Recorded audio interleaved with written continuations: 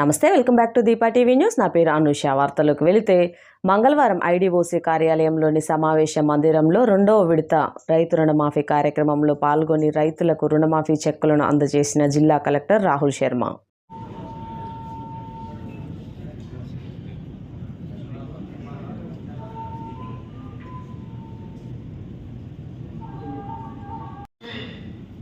చివరికి 12,000 కోట్ల రూపాయల రెండవసారి కూడా 4 విడతలలో చెల్లించి 7,000 కోట్ల రూపాయలు వడ్డీ బకాయిలుగా రైతుల నెత్తి మీద అట్లనే వదిలేసి గత ప్రభుత్వము బాధ్యత నుంచి తప్పించుకున్నది.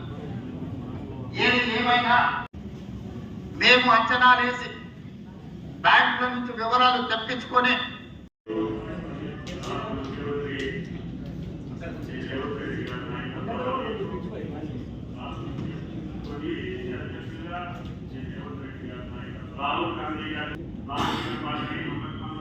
అధికారంలోకి వస్తే ఒకే పంట కాలంలో రైతు కుటుంబాలకి కోటలో ఏదైతే వాగ్దానం చేశారో ఆ వాగ్దానానికి అనుగుణంగా ఈనాడు వ్యవసాయ శాఖ మంత్రి కుమార్ నాగేశ్వరరావు గారు, జిల్లా కలెక్టర్, వ్యవసాయ శాఖ అధికారి గారికి నా హృదయపూర్వక ధన్యవాదాలు.